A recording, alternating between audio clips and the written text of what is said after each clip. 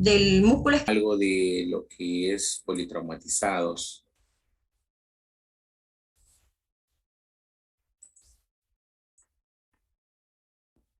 ¿Sí me escuchan?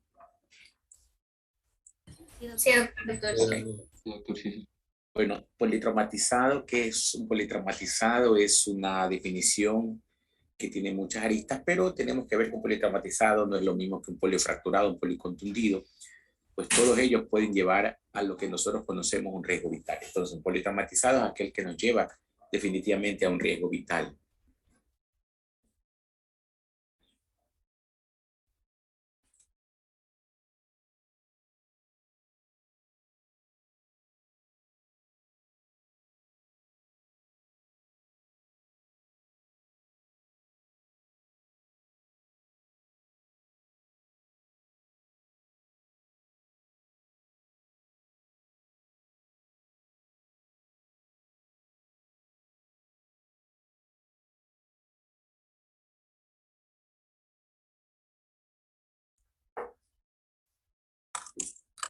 Ok, continuemos. Y también debemos de ver la diferencia que existe entre lo que es una emergencia y una urgencia, ¿no? ¿Qué es una emergencia y una urgencia? La emergencia es aquella que tiene o da como respuesta una riesgo inminentemente vital para la vida. Y una urgencia, a pesar de no dejar de ser importante, pues es la que no compromete por el momento la vida del paciente, ¿no? Es por eso que debido al alto índice creciente de accidentes de tránsito, debido que esto consume muchos recursos económicos, tanto del Estado como de la familia y los pacientes, estadísticamente son variables en algunos países, es un impacto inesperado para la familia y para la sociedad. Y esto también tiene que ver con el progreso, porque lastimosamente algunos pacientes que de una u otra manera trabajan y por acción de algunas máquinas nuevas que hay en el mundo, pues también se lastiman por esta situación. Por eso que viene todo este tipo de situaciones en las cuales hay politraumatizados. Desde hace muchos años ya existe este tipo de situaciones y existe consenso a nivel mundial sobre este tipo de situaciones o politraumatismo, ya que la historia del ATLS en sí, cuyo objetivo es evitar muertes y prevenir el daño funcional, se limita más o menos a febrero del 76, donde básicamente, debido a limitados recursos, se hace que sea una pandemia ya actualizada, no tanto así que en el 79 ya se la nombra como una enfermedad quirúrgica, una enfermedad, el trauma que tiene que resolverse con una situación o con un procedimiento quirúrgico. De ahí que han salido pues diferentes tipos de acciones de emergencia humanitaria de diferentes instituciones, sobre todo la Sociedad Internacional de Trauma, Anestesia y Cuidados Críticos, que van a llevar o formaron un grupo en el cual comenzaron a hablar acerca del trauma. Como decía, pues epidemiológicamente es una enfermedad quirúrgica por excelencia que tiene víctimas y la mortalidad es muy frecuente a partir de las primeras 4 décadas de vida, o sea, durante las primeras 4 décadas es mucho más frecuente estos accidentes de tránsito.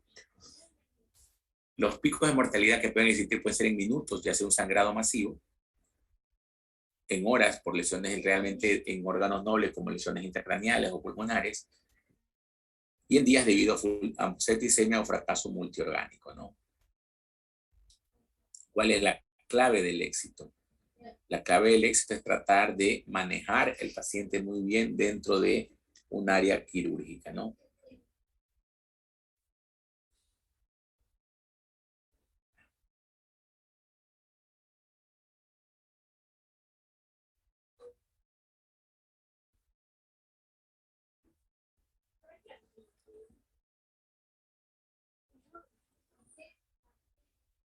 Bien. Hay también fenómenos naturales como los tsunamis, como los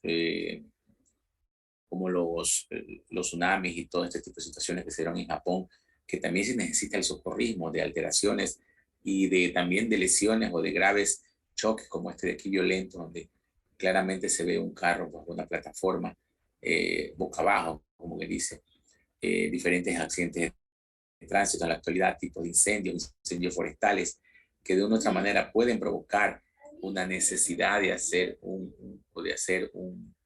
un tipo de rescate a estos chicos de politraumatizados, ¿no? La mayoría de politraumatizados no son atendidos bien durante el sitio del accidente y por eso que la mortalidad se aumenta mucho más durante la primera hora, ¿no? La mortalidad hay que tratar de evitar y prevenir el daño funcional a través de centros locales de atención de traumatizados, los cuales lastimosamente nos tenemos que hacer que se aferren a la vida. Y centros de trauma aquí en el país, sobre todo en la ciudad, no existen áreas de emergencia como tal que las hacen pasar por trauma, pero esto es más o menos una foto como debe de existir un centro especializado de trauma, ¿no? Con camillas, con sus monitores y con todas y cada una de las drogas necesarias, instrumentos necesarios para hacer una reanimación. A pesar que hay áreas de reanimación, entre comillas, en los hospitales, en algunos, pues en la mayoría no existe como tal este tipo de trauma porque son básicamente para áreas más de observación o algo así. De ahí surge pues, lo que se conoce como programa avanzado de apoyo vital en trauma, también conocido como ATLS en nuestro país que también llega. Y esto es importante mencionar, hablar sobre lo que se llama la hora de oro. ¿Qué es la hora de oro? Es el tiempo esencial, ya, donde esa hora amenaza la vida del paciente, procedimientos de estabilización y transporte. Y para llegar al cuidado definitivo del paciente en ese sitio. La evaluación inicial debe ser cara a cara, así tengamos limitaciones, debemos de tratar de vencerla y tratar de tener prioridad en el traslado del paciente. Estamos hablando de eso en el sitio del accidente. Aparte de eso, tenemos que tener clara o clarificación de qué es lo que vamos a hacer o cómo lo vamos a hacer. Esto debe ser rápido, simple, autoidentificando lo que vamos a hacer. Y una simple pregunta clave nos permite decir qué es lo que vamos a hacer o cómo lo vamos a hacer. De ahí viene pues el ABC de la atención del trauma, que definitivamente llega hasta la letra E, en la cual la letra A habla acerca de la vía aérea permeable, donde vemos si el paciente está respirando por su cuenta y tenemos que tratar de que el paciente no tenga ninguna obstrucción. A veces hay pacientes que pueden tener piezas dentarias movidas que están obstruyendo, pedazos de objetos, sustancias o simplemente hasta una prótesis dental que pueda estar impidiendo que esa vía aérea esté permeable. Entonces tenemos que liberar eso para que el paciente pueda respirar bien. Y paralelamente a eso tenemos que hablar sobre la columna cervical. Todo paciente en la letra A debemos de hacerle, como decía, debemos de hacerle o debemos de poner en la columna cervical una inmovilización. ¿Y por qué?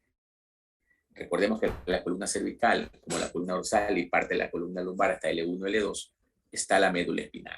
Y la médula espinal es la responsable de la motricidad de nuestro cuerpo.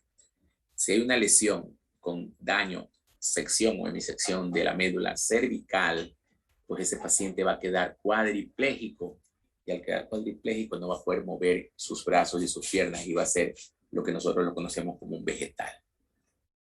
Luego de eso vamos a la respiración, la letra B, donde tenemos que ver si el paciente ventila y oxigena normalmente. ¿Cómo tenemos que ver esto? Pues si el paciente expande o no expande el tórax en el momento de la respiración y también la oxigenación en el supuesto caso no consentido de que este paciente ponemos un pulso oxímetro o si tenemos o si no simplemente vemos las cianosis distales, periunguiales o de los dedos, de las manos, pies, pues debemos de tratar de ver que no está oxigenando muy bien.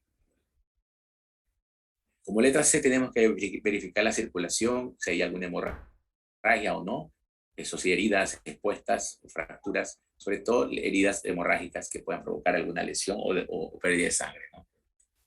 En la letra D vamos a hablar sobre el déficit neurológico, donde ya lo mencionó su compañera, hablamos sobre la escala de Glasgow, que es la única que nos da un parámetro, una escala máximo de 15, y también puede ser una escala mínima hasta de 3. Es la única escala que te da por un muerto 3. Y luego la exposición de todo el paciente, tenemos que desvestirlo para revisarlo bien cómo está. Y esto ya estamos hablando en el hospital. Ya lo tenemos que desvestir, ver bien cómo está, inclusive en el sitio, para ver si no tiene alguna lesión, alguna herida añadida. Para ver sobre todo, luego hacemos una pequeña reevaluación para ver si hay alguna herida pasada por alto, si hay alguna sospecha, alguna fractura, alguna lesión importante, de un tórax inestable, de un hemotórax o neumotórax. Y es re frecuente que se reevalúe a cada rato de una vigilancia de este paciente, ¿no? Entonces tenemos que ver revisión primaria, evaluación de la BCD, la reanimación, ventilación, oxigenación Y luego ayudar con los auxiliares de revisión primaria si llega algún tipo de ambulancia, aunque lo ideal es que se lo traslade de una manera más rápida, por lo menos nosotros mismos habiéndole hecho algún tipo de correcciones a este nivel. Bien, la revisión secundaria tenemos que tener presentes porque va encaminada principalmente a la última parte antes de hacer un cuidado definitivo y traslado al sitio de un hospital. Entonces, ¿cómo definimos la parte inicial o el tratamiento inicial? Hablamos de vía aérea que esté despejada y hablar de otro de la columna cervical. Todo paciente debemos de ver necesariamente en el sitio del accidente que no tenga ningún tipo de obstrucción a nivel de la boca y que pueda respirar bien. Cuando está libre, el músculo macetero, el esternocleidomastoideo, jala hacia arriba. La mandíbula, sobre todo los músculos maceteros y los pterigoides, jalan los músculos hacia arriba y eso da como el resultado de que la mandíbula ascienda y por ende haga obstrucción nasal. Una de las cosas que debemos hacer es bajar la mandíbula para tratar de que el paciente tenga una mejor ventilación y una mejor apertura de su boca para que pueda también respirar. Este es un tipo de monigote que se usa básicamente para tratar de dar clases de eso, tanto en la universidad como en los hospitales existen para dar clases de una buena apreciación o cómo se debe hacer para manejar la vía aérea del paciente. Levantar la mandíbula, que hace los 10 para tratar de mejorar y que no caiga totalmente. En este caso, la posición básicamente es para mantener la columna cervical estable y que no tenga ningún problema este paciente, ¿no? Hasta que se logre colocar algún tipo de inmovilización a ese nivel. Recordemos que el primer paso es ver si no está obstruido, si puede respirar bien. Y en segundo lugar, manejar el manejo adecuado de la columna cervical. Miren cómo también se maneja con las dos manos así, dos ayudantes. Uno mantiene inmovilizada la columna cervical y otro con sus manos pulgares a nivel de la frente para mantener estable eso. Ya colocada una vez que vemos la... Luego viene la ventilación y oxigenación. Hacemos una evaluación si el paciente está respirando por su cuenta, si el tórax se expande o no se expande. En este caso ya vemos que el paciente tiene un hematoma a nivel superciliar y tiene una herida a nivel del mentón, de la región malar, con pequeñas escoriaciones, un sangrado nasal, sangrado a nivel de la boca, escoriaciones a nivel peribucales y también a nivel de la zona, a nivel de la mandíbula y el cuello. En este caso, este paciente, también este médico que está aquí con los guantes, está midiendo, porque este paciente probablemente tenga una lesión a nivel del tórax, tenga un hemotórax y estaba a ponerle un tubo de tórax para drenarlo y para que se expande el líquido, conectarlo a una presión negativa para que el pulmón se expanda y pueda respirar mejor el paciente. También podemos usar, si tenemos el pulso oxímetro, que normalmente ahora con lo del COVID lo hemos visto muy claramente, que mucha gente lo carga con un SIGO. Es un pulso oxímetro en el cual pues vemos la pulsación, los pulsos y también nos da la presión de oxígeno. En este caso, 98 que está normal, porque supuestamente la presión de oxígeno debe ser mínimo por encima de 95 ideal. Pues normalmente está por encima de 90. Claro que con copa, cuando es con COVID si tiene menos de 90 y hay que ingresar a 93. 58 de pulso, que esta posición será un poquito bradicárdico porque lo normal es de 60 a 90. A pesar que hay pacientes que tienen un buen estado físico y a veces manejan bradicardias. C, la circulación con control de la hemorragia. Vemos si es que hay una circulación o no y si hay alguna hemorragia. Aquí esta lesión o herida a nivel de la pierna, en la parte posterior, donde vemos el tendón de Aquiles, los músculos gemelos con el sóleo. El médico está tratando de una vez de tomar con este hisopo una muestra para cultivar, porque vemos que al estar expuesto todo esto, pues hay pequeñas zonas grises o negras, oscuras, producto de la tierra que puede tener. Traumas a nivel de las costillas, laceraciones, costillas, a nivel de la hueco de la axila y también a nivel del hombro. Tratamos básicamente de un paciente canalizar vías venosas periféricas permeables, específicamente y especialmente a nivel de las flexuras del codo, porque son básicamente mucho más gruesas. Y si tenemos sangre, también le pasamos sangre. Si el paciente perdió mucha sangre, le podemos pasar sangre de baja titulación. En este caso podemos pasar sangre ORH negativos. Este tipo de inmovilización se conoce como férulas neumáticas, las cuales ayudan a mantener como un torniquete ayudan a mantener presión. Por estas dos mangueras se coloca aire y se hace presión a ese nivel, logrando conseguir básicamente una hemostasia de los pesos y al mismo tiempo también inmovilización de las extremidades, no se mueven. Es una férula muy buena, lastimosamente no es que existen tan frecuentemente, no las vemos tan frecuentemente y no se usa, a veces solamente los pacientes llegan inmovilizados con cartón, piolas, ¿cómo se llama? Ropa y esas cosas así llegan al hospital inmovilizados, que es valedero igual, ¿no? Y por último, el examen neurológico, donde vemos que ver el escala de Glasgow, que ya les dije, tiene un valor normal hasta de 15 como máximo y 3 como mínimo, donde nos dice que el paciente probablemente ya esté muerto, ¿no? La evaluación, ya la mencionó su compañera, de la escala de Glasgow, la evaluación y búsqueda de algún otro tipo secundario. Descubrimos al paciente, hacemos una exposición de todo el cuerpo para determinar, tenemos que estar presentes, si se dan cuenta, pues el paciente está con una sonda vesical para tratar de determinar si no hay algún tipo de hematuria macroscópica que nos pueda indicar que puede haber una lesión de la pelvis renal, del riñón, del ureter o de la vejiga y o próstata a ese nivel. Si no es usted, ¿quién puede ayudar a ese paciente que está usted botado en una carretera, en un sitio? Pues tiene que tratar usted de hacerlo, porque es mejor hacerlo, intentarlo, a que ese paciente muera en ese sitio. A veces solamente porque tiene algún tipo de obstrucción a nivel de la boca. Escuchar y atender bien los ruidos respiratorios, si es que los escucha, la expansión del tórax, si se ve o si siente aire en sus mejillas que golpea porque el paciente exhala. Esos son datos importantes para determinar si hay algún tipo de lesión más. Estabilizar al paciente, intubarlo de ser necesario. Ya eso lo hacemos básicamente, pero podemos llevarlo vivo si tenemos básicamente que, de una u otra manera, oxigenándolo al paciente hasta que llegue a un centro de salud.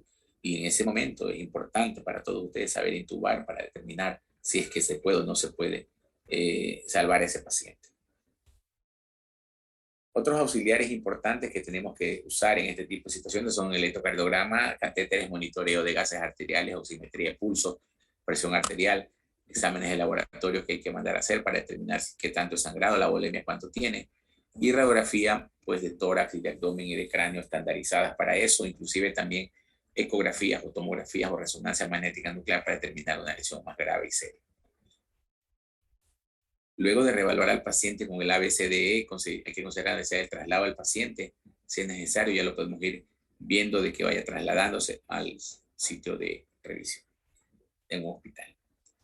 Pero también tenemos que pasar luego a la revisión secundaria, ¿no? Cuando ya llega a una institución, debemos un tratamiento secundario para determinar otras lesiones ya más localizadas. Por ejemplo, en este caso, vemos claramente como una terrible amputación a nivel del miembro pélvico derecho y una gran fractura expuesta a nivel del muslo y pierna del lado izquierdo, ¿no? Sin contar con que hay una gran herida a nivel de la ingle y región perineal. A ese nivel el paciente está totalmente sondeado. Tenemos que hacer historias clínicas importantes, rápidas en el sitio del accidente y o con familiares si los tuviera en ese momento o si el paciente está consciente. Obviamente si no está consciente es muy difícil hacer una historia clínica, podemos parar, pero es importante saber si el paciente es alérgico, si toma algún medicamento, si tiene alguna patología previa, si estaba libando y tenía alimentos o recién había comido, cuál es el ambiente que estaba y los eventos que pudieron haber tenido, ¿no? Hacemos la evaluación secundaria con cabeza y maxilofacial para ver si hay alguna lesión añadida, fractura de maxilares, fracturas de malar, fracturas periorbitarias, que podemos ya hacer una visión ya más secundaria, pero podemos localizar exactamente esas cosas. Evaluar también el reflejo pupilar para determinar si hay miosis o midriasis y si hay una detección y una contracción normal tanto de la pupila a la luz o a la poca luz. En este paciente nosotros tratamos de ver una evaluación de su cara y nosotros vemos claramente de que está asimétrica. Entonces, ¿por qué está asimétrica? Porque tiene un gran hematoma a nivel de la región supra y infraorbitaria, tiene laceraciones y unas gran laceraciones, traumatismos con hematomas a nivel de la hemicara izquierda. Eso da como resultado un gran edema, una gran hinchazón y hace como que se vea un poco más asimétrica, a pesar que también puede ser que este macizo facial del malar juntamente con el maxilar superior pueden estar hundidos por el traumatismo y también se vea un poco más aplanado esa zona. Entonces vemos en la cabeza si tiene en la vía aérea como está, si hay hemorragia, lesión intracraneal secundaria, removerles de contacto. En este paciente pues se le ha colocado claramente una zona nasogástrica para determinar y una bigotera con oxígeno para que el paciente pueda suplir su trauma, ¿no? Y aparte de eso vemos una inmovilización a nivel de sus hombros con probablemente unas fracturas de clavícula que tengan ahí. Aquí tenemos la evaluación a nivel de cuello y columna cervical. Y esto es importante, miren, así normalmente cuando vemos una radiografía de cuello y columna cervical, trazamos estas líneas imaginarias, una roja donde va la parte anterior de los cuerpos vertebrales, una azul que va por la parte de la base, atrás de los cuerpos vertebrales, una amarilla que va por la base de las apófisis espinosas y una celeste o verde por atrás de las apófisis espinosas. Esto es lo que normalmente debe ser paralelas a estas 4 líneas, ¿no? Pero en una lesión grave vamos a ver una total disrupción de estas líneas. Miren claramente como estas, desde más o menos C1, 2, 3, 4, de la C5, se ha desplazado hacia atrás. Y si esto de aquí está relacionado, miren cómo se cortan todas las líneas, relacionado con que la médula espinal más o menos va a este nivel, pues este paciente probablemente ha hecho una gran contusión o una sección medular que muy probablemente lo haya dejado, cuadripléjico. Tratamiento, por eso es la inmovilización de columna cervical para primum non ser, no hacer más daño del que ya está hecho. Evaluación en pacientes, por ejemplo, se le ha puesto una toracostomía para con un drenaje de tubo de tórax para que el pulmón se pueda reexpandir. Y aquí también tenemos claramente una laparotomía exploratoria que se ha hecho a este nivel para tratar de mantener o manejar el abdomen. Vemos como la herida está abierta con una compresa a ese nivel para tratar de tapar las vísceras. Hematomas a nivel dorsales y lumbares que son frecuentes cuando hay traumas a ese nivel. Evaluación del tórax, si es que el tórax se expande o no se expande, una radiografía de tórax para ver bronquio, tráqueas, espacios pleurales, pulmonares, mediastinos, diafragma, tórax óseo, clavículas, escápulas, costillas, esternón, todo eso se puede ver claramente. Un tubo de tórax que se pone a ese nivel para tratar de manejar los hemoneumotoras que son frecuentes cuando hay traumas torácicos. Esto se conoce como una paracentesis, donde se introduce una jeringuilla a nivel del espacio, tanto pleural como el espacio cardíaco, en pacientes que tienen sangrados a nivel torácico y o abdominales. Para drenar sangre tenemos, ya dije, mencioné que hay que canalizar también, hacer colocar una sonda vesical para determinar si no hay una hematura macro o microscópica, evaluar el abdomen si hay alguna lesión añadida, el tratamiento indicado que vamos a hacer en quirófano. Esto es importante también ver que a nivel de los huesos, ya de la pelvis, es una pelvis aparentemente normal, tenemos que la sínfisis púbica, que es esta, no debe estar más allá de 2 centímetros separada, normalmente así está bien. Y estas aras o ramas sacroiliacas, que son estas de acá, deben de tener más o menos como máximo hasta 1 centímetro. Si está más de eso, pues esto está abierta y está derruida.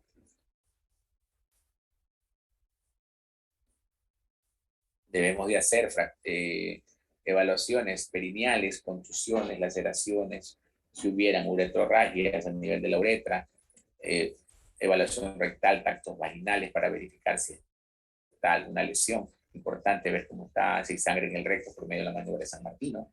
Ver el tono del esfínter anal, que si hubiera una hemisección medular o lesión medular, va a estar un tono disminuido o abolido totalmente. Ver la posición de la próstata, evaluación vaginal de la sangre si hubiera en la cúpula vaginal. Si hubiera laceraciones vaginales, tanto en labios mayores, menores, tenemos que verificar con el sangrado importante que debería tener, ¿no?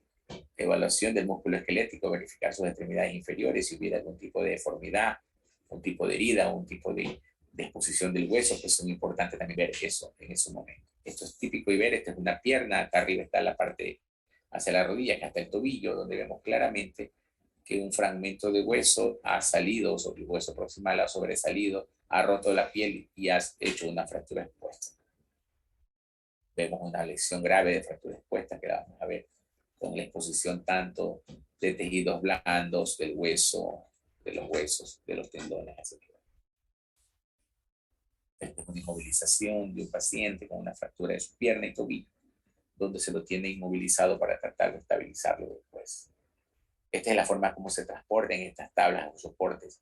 Tablas de madera o soportes plásticos también existen, que son como tablas. para mantener el cuerpo recto y evitar que con el traslado se haga alguna lesión adicional de lo que ya tiene el paciente en su momento. La escala de Glasgow, que ya la mencionó su compañero, que viene con la apertura ocular, con la función motora, la respuesta verbal y todo lo demás. Reevaluamos por quinta vez al paciente para ver si no hubiera alguna novedad. Para esto ya le hemos propuesto ver los cuidados de definitiva estabilización y transporte que hemos de ver. Cuáles son las causas porque nosotros pensemos que motivan que el paciente sea trasladado, qué procedimientos hay para materializarlo, cuáles son las necesidades del paciente durante el traslado, señalar la importancia de la comunicación directa entre médico, repetente y receptor. Perfecto. El triaje, el ABCD, reevaluar, conocer sus limitaciones y la hora de oro y el tratamiento definitivo. No olvidemos nunca el Conde Hart, que es la hora de oro, que es lo que se necesita para eso.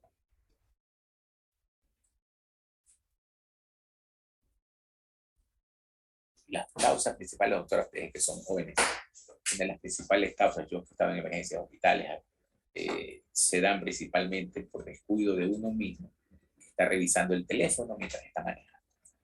Terrible combinación, es como terrible combinación de licor con manejar. Así que todo puede pasar y el mundo puede esperar mientras nosotros manejamos y esperar. Preferible, si es que se puede, pues tener un dispositivo de manos libres que puedas tranquilamente hablar en el carro, pero si no es posible, dejar tranquilo que suene. De hecho, una de las cosas que yo he aprendido en esta vida es en el celular, que antes me estresaba demasiado, que me llamaban, ya tomé la sana decisión de hace algún tiempo de tenerlo sin sonido. Así que a veces me doy cuenta que me han llamado cuando ya ha pasado. Así que cuando manejo, estoy sin sonido. Y obviamente si alguien me llama, se me ve en la pantalla del vehículo y veo si es alguien de mi familia, bien. Si no hay nadie, a esperar, puede esperar hasta que no te...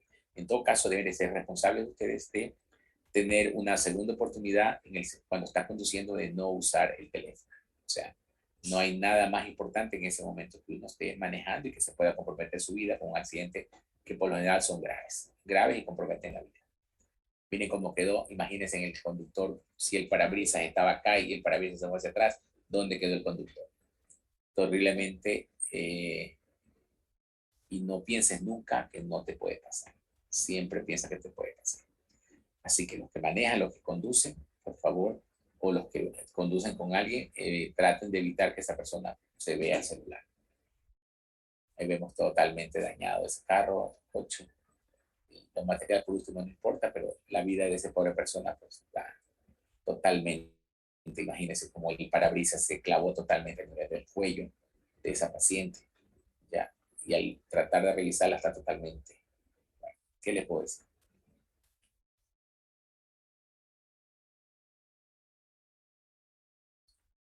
Un ramo de flores que nunca llegó a su destino pudo ser para su mamá, papá, hermano, novio, nunca lo sabemos porque eso sabemos que se pudo evitar. Entonces, no nos olvidemos nunca que para trasladar al paciente debemos ponerlo en la cama o soporte rígido, inmovilizar la columna cervical, torácica y lumbar, inmovilizar las extremidades, pasarlo en bloque. ¿Cómo lo pasamos? Miren cómo el paciente se lo dobla hacia un lado, manteniendo la columna cervical estabilizada. Alguien pone la mesa por detrás, o la camilla por detrás, y luego se lo coloca en su sitio. Mire que son 4 personas para poder poner un paciente. Si no tenemos tantas personas, nosotros tenemos que pedir ayuda y guiar a las personas para saber cómo deben de hacer para tratar de mantener o manejar a este tipo de pacientes. Luego de se lo ponen y lo sujetan perfectamente bien. Y si fueran pues extremidades, ya hablaron de inmovilización, inmovilizar las extremidades, sobre todo lesiones traumáticas como la que está a la izquierda, una luxación de codo, donde hay que tratar de inmovilizar al paciente hasta que llegue a un sitio, o si es que lo podemos reducir en su sitio, sería lo ideal también. Reducir significa poner en su sitio, ¿no? Y graves lesiones al nivel del muslo, como esta fractura de fémur y fractura de tibia, donde tenemos un gran hematoma de a nivel del muslo tercio-medio, ¿no? Y acá tenemos claramente de que hemos hecho una tracción para tratar de disminuir la fuerza o presión a ese nivel hasta que se pueda operar. Inmovilizar con férula neumáticas. Ya le digo difícil porque no tenemos esto aquí, o no hay muchas, o hay muy pocas, ¿no? Las férulas neumáticas. Por lo general lo que hacemos es tratar de inmovilizar con cartones o con ropa, algo así, para que llegue inmovilizada esa extremidad del sitio. y las pérdidas en litros de sangre que muchos tienen, pacientes, tenemos que lo que más eliminan sangre son las fracturas de pelvis hasta 4.5 litros, de cadera hasta 2.5 litros y fémur hasta 2 litros. Son las que están en rojo, las que más sangre pueden eliminar después de una fractura. Perdón. Y en este caso, pues, este politraumatizado que tiene también en el músculo esquelético algunas alteraciones, fractura de húmero con un tutor externo, osteotaxis externa, una fractura a nivel del fémur, que veo que aquí hay otro tutor externo, una fractura expuesta a nivel de tibia, donde hay otro tutor externo, y asumo que tiene una fractura a nivel porque tiene una tracción transtibial proximal. Entonces, es una fractura probablemente de fémur que tenga ahí o si no su cadera está lesionada. Y la gran herida por arma de fuego que pueden existir a nivel de las lesiones, como les decía, miren, que pueden producir daño vascular a este nivel. Tutores externos para reducir lo que se llama embolia grasa después de una grave conminución a nivel de su hueso por una fractura expuesta. Bueno. Bien. ¿Entendieron algo, doctores? Hola. Si algo entendieron, perfecto. Bien. Por situación de tiempo, porque tengo que hacer, vamos a quedarnos ahí. Mañana tenemos clase con ustedes, ¿no? Sí, ¿Desde qué hora? ¿De las doctor, 9? Dime. disculpe, le quería preguntar, ¿el día de mañana solamente expone un grupo o dos grupos? Fracturas expuestas, que es bastante extenso. Ya les di los otros temas, ya les Sí, aviso ya yo. nos repartió. Ah, ya, Sí. perfecto.